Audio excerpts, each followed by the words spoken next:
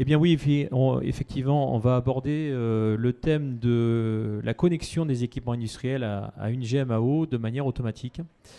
Donc avant tout, je me présente. Donc je suis Lionel Giraud, je suis le directeur de la société Step-AT.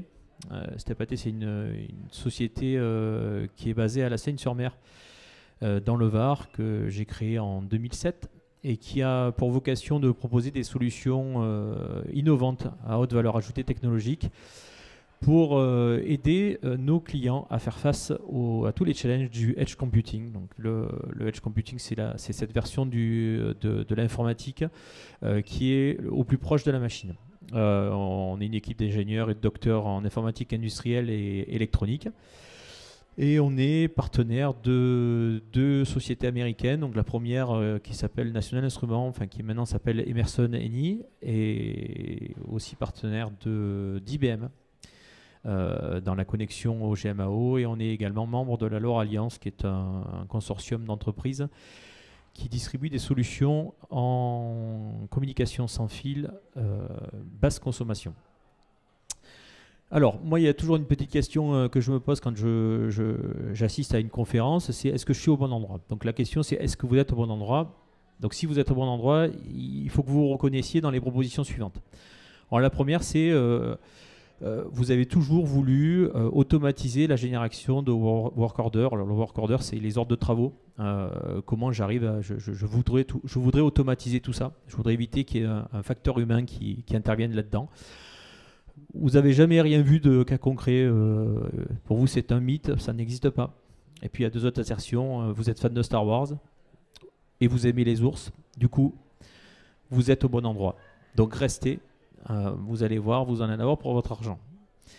Donc la GMAO, du rêve à la réalité. Alors, il y a un constat qu'on voit souvent chez les industriels, c'est que les GMAO sont souvent nourris par des imports de fichiers Excel, CSV, ou bien même par les opérateurs eux-mêmes.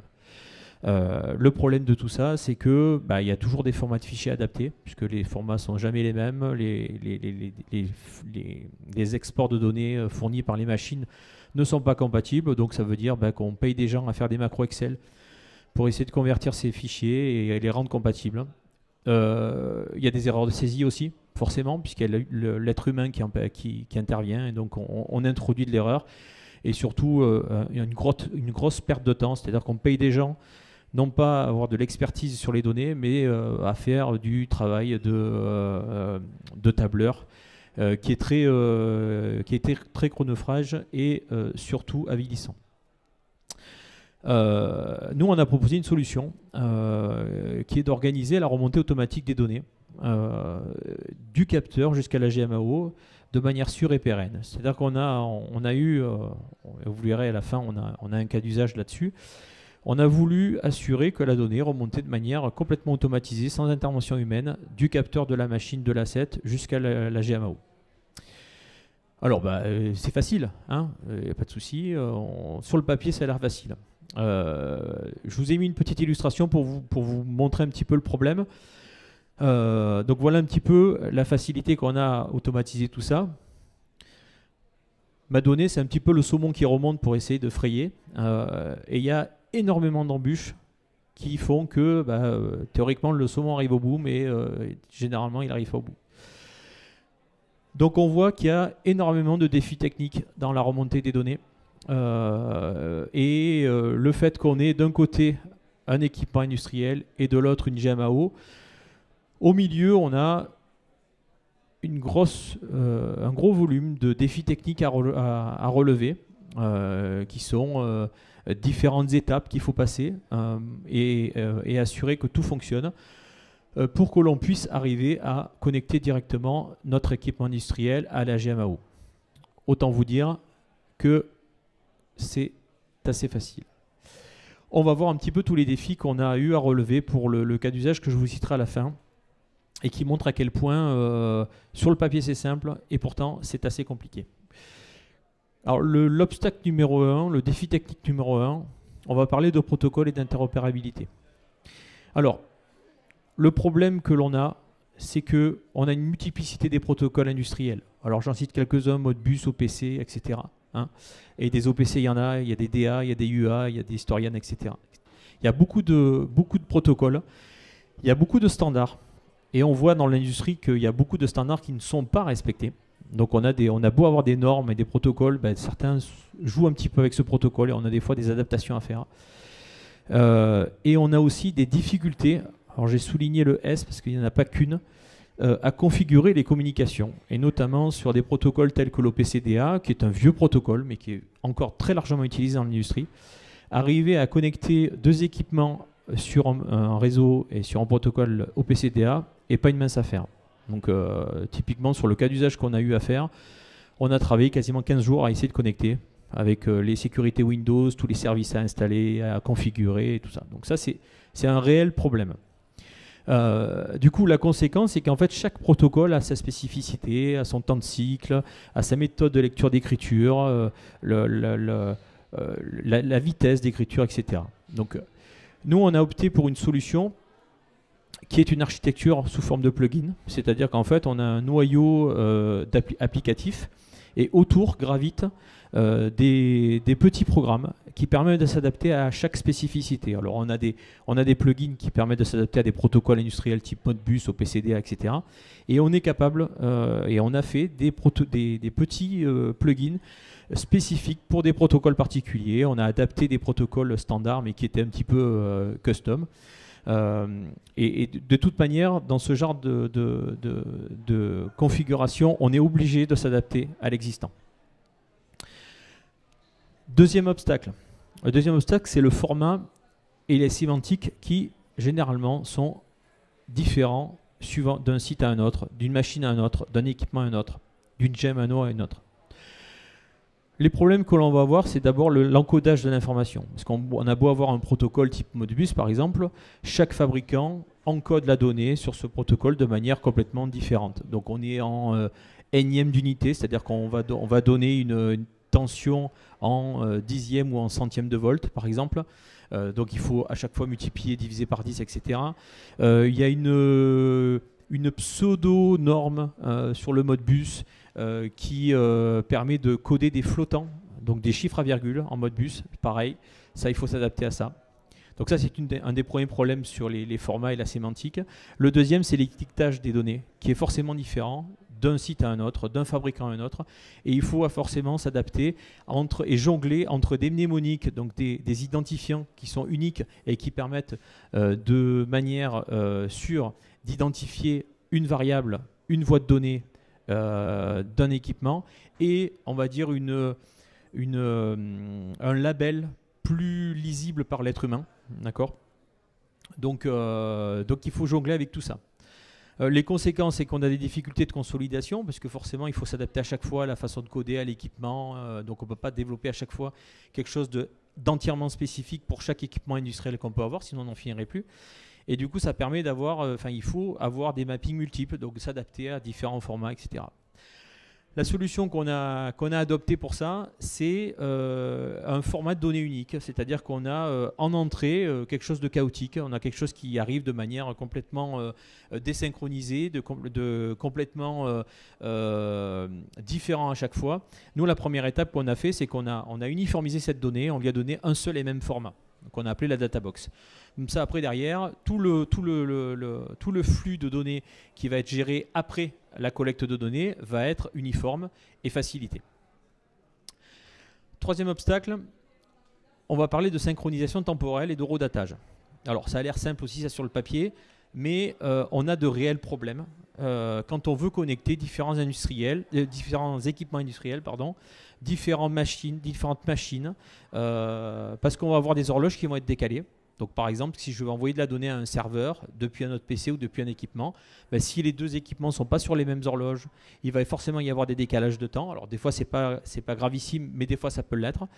On a des formats de timestamp qui peuvent être complètement différents. Donc on a des différents types de formatage de données qui peuvent être différents. Et donc du coup, il faut adapter le type de timestamp et le type d'horodatage à la finalité qu'on va avoir, c'est-à-dire typiquement sur une GMAO par exemple, on va peut-être parler en format de timestamp particulier, et le génialissime conversion UTC heure locale, où on a des équipements qui sont en UTC, des équipements qui sont en heure locale. Je vous imaginez le bazar quand vous avez des équipements qui sont répartis sur des fuseaux horaires différents. Donc tout ça fait qu'il y a quand même une réelle problématique sur la gestion de l'horodatage.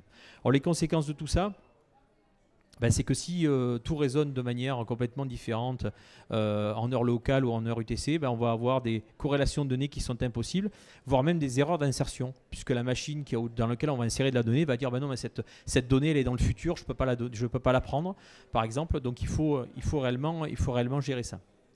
Alors comment on peut résoudre ce problème et comment on l'a résolu? Alors la première, c'est de synchroniser tout le monde. Donc on utilise des serveurs de temps sur des réseaux qui permettent de synchroniser les différentes machines et de s'assurer qu'elles ont un timestamp qui est unique. Et une autre solution qu'on a mis en place aussi, c'est que l'horodatage est véhiculé avec la donnée. Donc une donnée, ce n'est pas uniquement une valeur et une unité et un mnémonique, c'est aussi le timestamp. Comme ça, après, derrière, on sait que cette donnée elle a été acquise à cette valeur de temps et du coup, on est capable de mieux la gérer, de mieux la traiter. Quatrième obstacle, tout ce qui est fiabilité et bufferisation. Alors je m'explique. Le problème qu'on va avoir, c'est que je vais avoir des équipements industriels qui vont être reliés à un réseau et qui va aller jusqu'à la GMAO. Le problème, c'est que la liaison que je vais avoir entre mes équipements, entre mon serveur qui va faire le traitement de la donnée et la GMAO, peut être un réseau qui va être instable. De la 4G par exemple, ou même un VPN. Et donc du coup, on peut avoir des coupures de ce réseau-là. Et donc que le lien entre mes données et la GMAO sont rompus. Et elles peuvent être, cette liaison peut être rompue de manière longue. On a eu un cas d'usage où on avait des coupures de connexion pendant plus de 4 heures. Donc les conséquences de ça, c'est que du coup on va perdre de la donnée, puisque la donnée qui va être remontée de l'équipement industriel va être envoyée vers une GMAO qui n'est plus connectée. Donc on va générer des trous temporels. Et il va y avoir une nécessité de complétion de base de données parce qu'à un industriel, on ne va pas lui dire écoutez, pendant 4 heures, vous n'avez pas de données, c'est comme ça, c'est la vie. Donc il faut trouver une solution pour arriver à combler ce trou. Alors ne pas qu'il arrive, c'est impossible. Par contre, trouver une solution pour qu'en cas de coupure, on soit capable de récupérer de la donnée. Et bien là, on a mis en place 2 solutions. Alors, la première, c'est facile, on fait de la redondance de connexion. Donc on met en place 2 connexions différentes de 2 types différents. C'est un peu la technique aéronautique, on duplique pour être plus résilient. Et la deuxième solution qu'on a développée, c'est une solution qu'on a appelée CRED et qui est en fait un mécanisme d'autocomplétion de base de données à la reconnexion. C'est-à-dire qu'en fait le logiciel, quand il vous détecte la perte de connexion à la GMAO, il vient stocker en local dans un buffer local la donnée. Et dès que la connexion revient, eh bien on a un double flux qui est un flux temps réel et un flux de backup qui permet de compléter les trous de la base. Donc à un instant T, je vais avoir effectivement des trous, mes 4 heures de données, mes 4 heures d'interruption. Et après ces 4 heures, je vais avoir le flux temps réel, donc les données que j'ai à l'instant T, plus du coup les données des 4 heures de blackout qui vont remonter en même temps. Autre obstacle, la sécurité et l'authentification. Alors c'est vrai que dans le domaine industriel, pendant des années, tout ce qui était sécurité et authentification, on s'en foutait un peu. Ou tout du moins, quand on avait l'authentification, c'était login et mot de passe qui était collé avec un post-it sur l'écran de la machine. Mais de plus en plus, les industriels imposent de plus en plus des notions de sécurité, de cybersécurité dans les systèmes. Donc le problème qu'on va avoir, c'est toute la palanquée de méthodes d'authentification et de sécurisation de la donnée qui existent sur le marché et sur lesquelles il va falloir s'adapter et donner une réponse. Pareil, la politique, tout ce qui est gestion d'identité et des accès sont très variés et diffèrent aussi suivant les GMAO qu'on emploie. Donc les conséquences de ça, c'est que c'est impossible d'envoyer de la donnée si on n'a pas résolu ce problème d'authentification et de sécurisation, puisqu'on va avoir un non-accès à la GMAO si on n'arrive pas à s'authentifier. Donc les techniques que l'on utilise et que l'on a utilisées, c'est véhiculer la donnée en utilisant un token d'API qui permet de sécuriser le transfert de la donnée. Et on a mis en place aussi l'authentification par Active Directory. Alors pour faire simple, l'Active Directory, c'est vous loguez sur l'application avec votre login Windows. Voilà. Comme ça, vous n'avez qu'un seul login et un mot de passe à retenir. Et c'est toute la délégation des droits d'accès est déléguée à l'IT. Et donc, c'est elle qui vous permet l'autorisation d'entrer ou pas sur le logiciel en fonction du groupe dans lequel vous êtes. Obstacle numéro 6, tout ce qui est volume de données, fréquence et qualification. Les problèmes que l'on a, c'est qu'on a des équipements industriels qui peuvent générer de la donnée à haute fréquence. Alors, haute fréquence, ça peut être des kHz, mais ne serait-ce que par exemple 100 Hz. Pour une GMAO, ça peut être énorme, puisque la GMAO, elle va gérer du batch de données en volume horaire qui ne va pas du tout être compatible avec l'échantillonnage de l'équipement industriel. Et tout ça, des fois, nécessite un filtrage. Par exemple, le moteur, quand il va démarrer, il va tirer un courant qui va peut-être dépasser une valeur de seuil d'alerte, mais qui, pour le coup, n'est pas pertinent. Donc, les conséquences de ça, c'est que du coup, on peut avoir une surcharge de l'API de la GMAO, parce qu'on envoie trop de données. Et une conséquence aussi qui est le coût de réseau inutile. C'est-à-dire qu'on va surcharger le réseau. Alors, quand c'est un réseau filaire, bon, il y a peut-être pas forcément de mal, mais quand c'est un réseau 4G, ça peut avoir des conséquences en termes de coût et en termes de bande passante. Donc la technique qu'on utilise et qu'on a utilisée sur ce cas d'usage, c'est d'une part l'agrégation de données, donc c'est-à-dire qu'on fait des calculs pour ne pas envoyer des kHz à la GMAO, mais on fait des moyennes par exemple. On peut faire aussi du sous-échantillonnage, où on fait du filtrage par règle, c'est-à-dire si le moteur dépasse la valeur de courant de tant d'ampères pendant au moins 1 minute, alors je génère une donnée qui est une donnée d'alerte. Voilà. Ça permet de bien alléger les transferts au niveau du réseau. Aussi très simple, une vanne, quand elle est ouverte et qu'elle reste ouverte pendant 12 heures, c'est pas la peine toutes les secondes d'envoyer je suis ouverte, je suis ouverte, je suis ouverte. On n'envoie que sur changement. Donc on va avoir un point à 12 heures en disant elle s'est ouverte et 12 heures après elle s'est fermée. Voilà. L'obstacle numéro 7, et c'est un des derniers qu'on aborde, qui est le mapping vers la GMAO. Alors la problématique de ça, c'est la structure de données d'une GMAO est spécifique à la GMAO. Donc on va avoir un vocabulaire différent en fonction de la GMAO, des work orders, des assets, des locations, des classes, etc., etc. On a certaines GMAO qui imposent des champs obligatoires, d'autres champs facultatifs, etc. Et ça, il va falloir arriver à voir un peu qu'est-ce qui est obligatoire de qu'est-ce qui est facultatif. Les conséquences de ça, c'est qu'on peut avoir donc des erreurs 400-422, c'est-à-dire au niveau de l'API, des erreurs d'insertion en disant non, c'est pas possible, cette donnée n'est pas valable, et du coup faire des échecs à l'insertion de métriques dans la GMAO.